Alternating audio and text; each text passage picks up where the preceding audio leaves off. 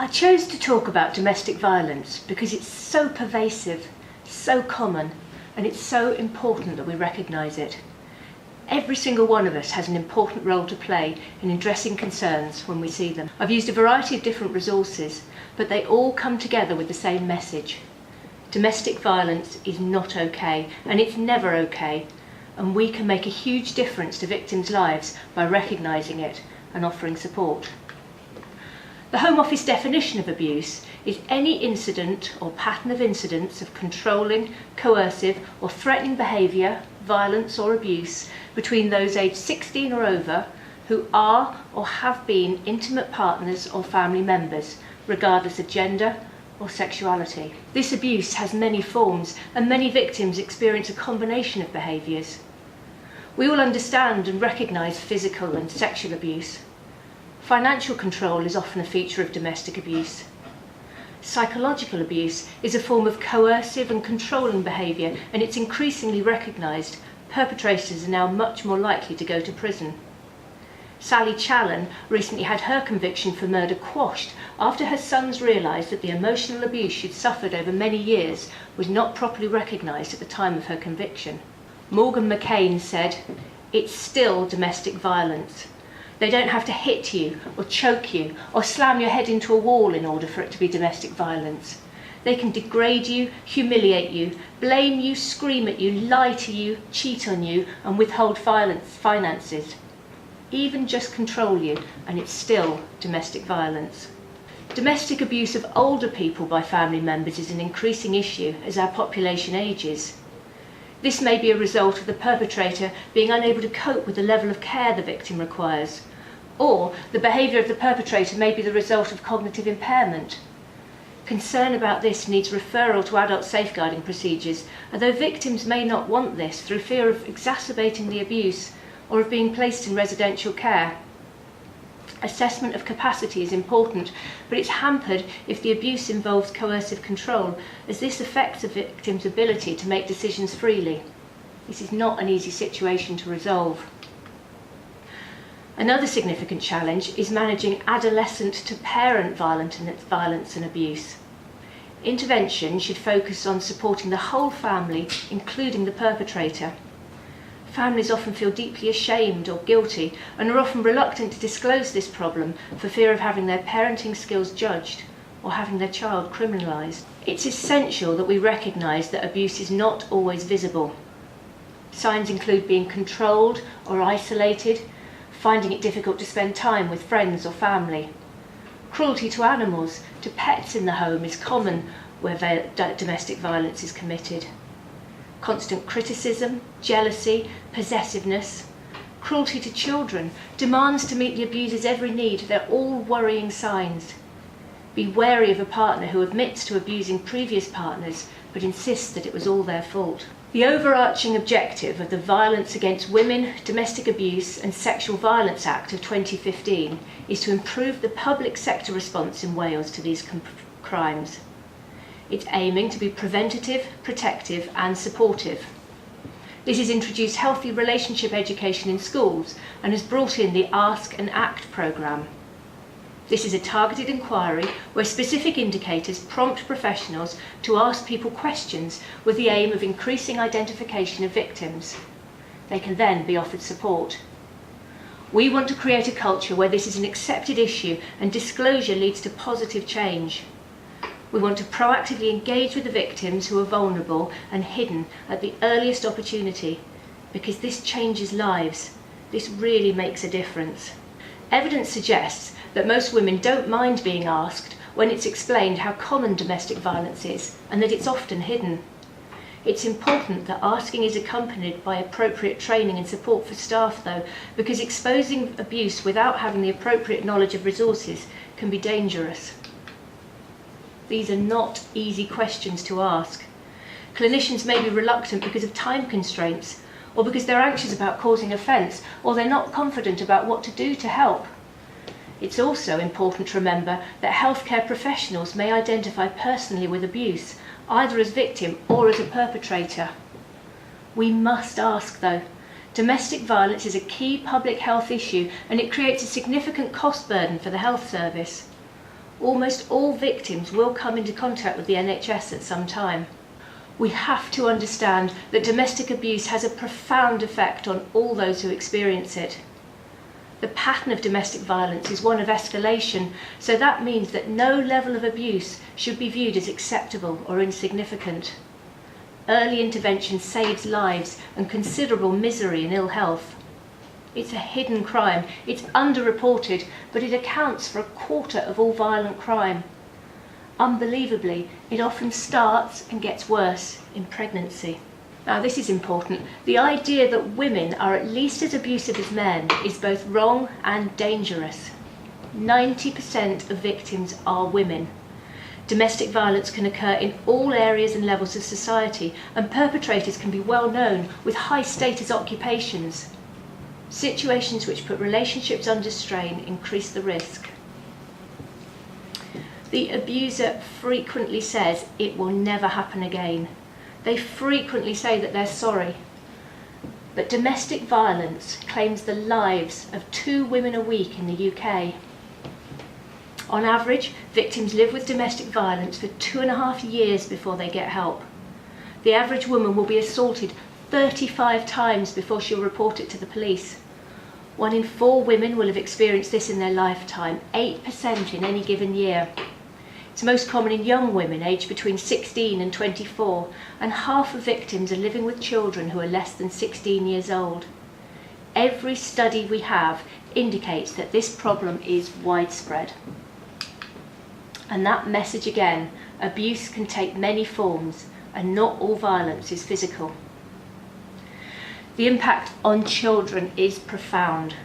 Children exposed to violence in their family show the same pattern of activity in their brains as soldiers exposed to combat. 1 in 5 children have been exposed to domestic abuse.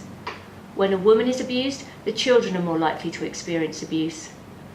A child who witnesses violence in their own home is 15 times more likely to later become a victim themselves. Boys witnessing domestic violence are twice as likely to become perpetrators later on. Children are affected in many ways. They may get caught in the crossfire, protecting their mum, and sustain physical injuries. It can affect their emotional health with depression, anxiety, sleeping and eating disorders, and self-harm all being more common. It can markedly affect their behaviour with difficulties with concentration, heightened aggression, early sexualisation or drug activity all being recognised associations. This has a profound impact on the health and educational achievement of affected children. So, witnessing or experiencing domestic abuse is a form of child abuse, and it's a factor in 60% of serious case reviews. The link between domestic abuse and child abuse is so strong that it's usual practice to refer children to social services in cases where there are children dependent on the perpetrator or the victim. And this is the case even when the adult victim has capacity and doesn't want them to be referred. The children don't have to be present at the time of the incident triggering concern. The professional making the referral is acting as an advocate for the child, placing their interests first. Our role is incredibly important. The NHS is likely to feel less stigmatising to victims than the police or social services, so we're in a unique position to help. We can't assume that someone else is going to do it, because often no one else knows. We're really well placed to raise issues that can lead to disclosure. It's essential that people feel they're treated with respect and dignity, because they often feel ashamed, humiliated, frightened, guilty. The slightest hint of scepticism will drive them back to isolation and violence. It's so important that we listen. Don't be judgmental. Don't think you don't want to get involved in something so personal. Instead, think, if I talk about this, it helps end the stigma and lets victims know they're not alone, that there is help out there. It's never the victim's fault. So many women say afterwards, I just wish I'd been asked. And it's our role to be sensitive to cues, to be curiously looking out for concerns. Women often hope that someone will realise something is wrong. We need to encourage the whole practice team to be vigilant, to flag up even soft concerns. It's essential that we challenge the belief that domestic violence is not serious, or that it's a private matter. No one should assume that if the potential victim denies that anything is wrong, that means it's not happening. We need to seek to empower the victim to make informed choices and decisions. We should respect their confidentiality, but it's important to be clear about the limitation of that if a child is at risk. We need to create an environment which encourages disclosure. Try and see her away from her partner and children. In these situations, safety is paramount for both the victim, their children, and also for us. If there's a potentially violent situation, it's essential that we should cooperate with other agencies. A multi-agency partnership is the most effective way to manage domestic abuse. MARAC is a vital tool in assessing safety, and it moves the responsibility from the victim to a broad group of agencies. Why might a woman say everything's fine? She might be afraid we won't be sympathetic. She might be afraid that disclosure will make the violence worse. She might be ashamed or afraid that she won't be believed. She might well be terrified that her children will be taken into care. There are lots of questions we can ask that can be helpful. Do you ever feel frightened of your partner or other people in the home? Does he ever lose his temper? What does he do when that happens? Has he ever broken things that you care about or threatened you or the children? Has he ever forced sex on you or made you have sex in a way that you don't want? Your partner seems very concerned about you. Sometimes people react like that when they feel guilty. Does he ever use drugs or alcohol excessively? How does he behave after he's done that? A big question other people ask is, why doesn't she just leave? And the horrifying answer is that victims know it's incredibly dangerous to leave. The final step in domestic violence abuse pattern is to kill the victim. Because once she's left, he's got nothing left to lose. He might start stalking her, or manipulating her through the family court system, or taking financial control. Leaving is not easy.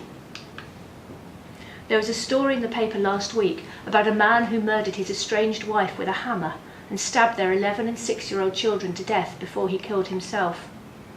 The paper reported that this man had previously served a jail sentence for a 2-day assault on his wife. Weeks before her death, she sent a text message to a family member saying she was terrified of him. Despite this, the coroner apparently said, "No one foresaw this was going to happen. There were no explicit threats." And a retired detective who carried out the review said, "What happened could not have been foreseen by friends, family, and professionals." And I'm not disputing that. I'm not saying anyone did anything wrong in this particular tragic case. But we need to wake up to the reality of this crime. It's common, it's pervasive, and it is deadly. But we can make a difference. We should be much more concerned about why men are abusing women than why women stay in abusive relationships. Society does tend to stereotype the victim. The subtext of why doesn't she leave is that it's somehow her fault, and victims can be seen as self-destructive. But this could happen to any one of us, and there are hundreds and hundreds of stories of people who've escaped domestic violence relationships that show that these victims are just normal people who got unlucky, because their lives are then completely turned around with support and help. So, it's never the victim's fault. No more of this. We have to break the silence. During this talk, several women have been the victim of domestic violence. Abuse thrives in silence, shame, and secrecy. Shining a spotlight on abuse has the power to end it. Victims need every one of us to look out for the signs and recognise them. If we show abuse the light of day, we can end it. Bear in mind, a victim may only reach out for help once, so we have to believe them when they do.